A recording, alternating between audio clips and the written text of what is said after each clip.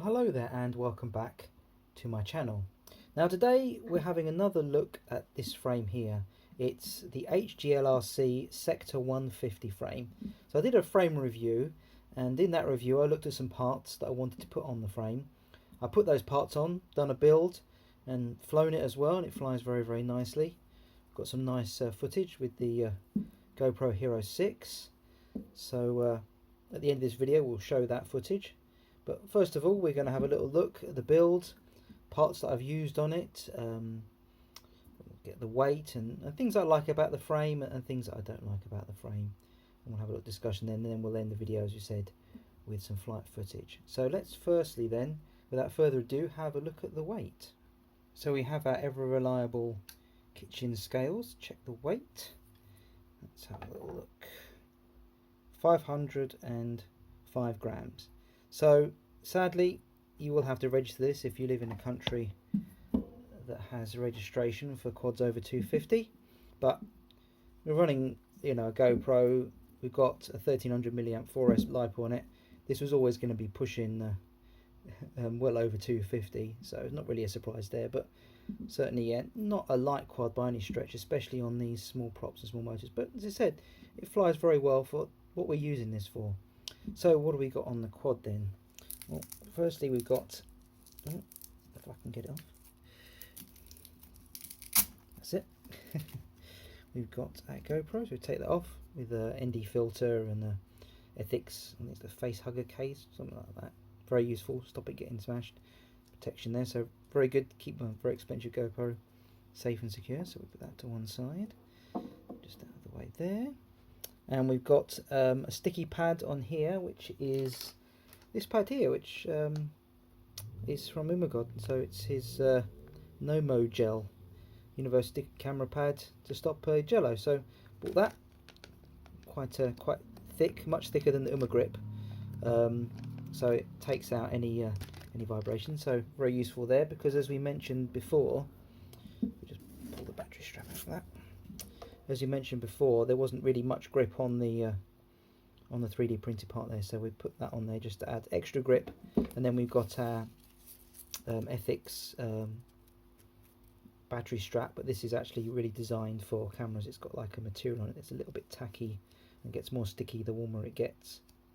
So that's extra grip, so we're definitely not going to lose our GoPro. They always say we're not flying this very fast, but we definitely don't want to lose our expensive GoPros. So we used two battery straps here that came with the frame. We'll take those off as well, just to make it extra secure, and it can hold down our XT30 as well, which is useful. And then we've got some grip on there as well. This is a Team Black Sheep edition grip, which I didn't know they did, but apparently they do, and it was the only one they had for sale, so I got that. But it works very nicely, an excellent product.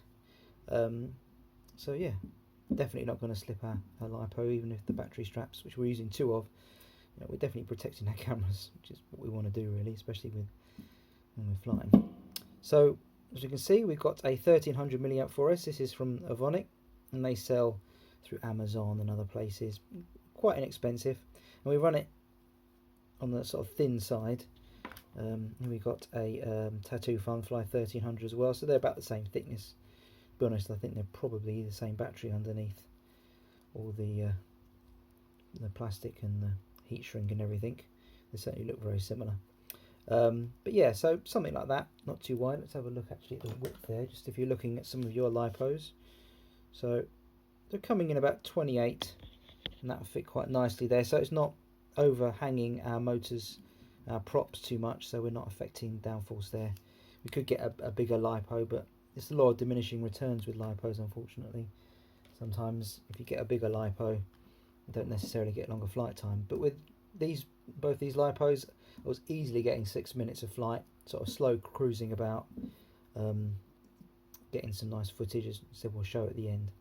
So what else have we got on here? Well, we have got the Emax Eco motors. These are 1407 4100 kV, so a reasonable size for a 3-inch prop.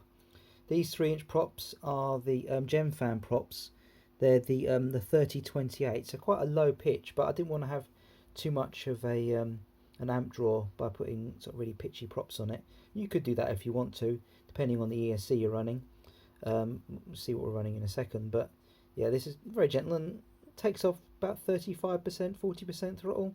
So even though it's very heavy, and these aren't a very pitchy prop, a very low pitch prop, it flies really, really well with those, and don't have any problems with that. So I'd rather be gentle on the amp draw than have super fast, really pitchy props. This isn't a fast machine, this is a slow cruiser to getting sort of slow footage. So on there we've just got our receiver on the back there, going straight out the antenna tubes. That was really straightforward. See if we can't get a better view. It's in there, and in there we're running the is it Gemku? I think that's how you pronounce it. The Gemku 30 amp all-in-one flight controller ESC. Normally a Whoop ball, but we've got a little bracket that we've used on here, and that works really, really well. It was a really simple build, really straightforward, and went together very nicely and very easily.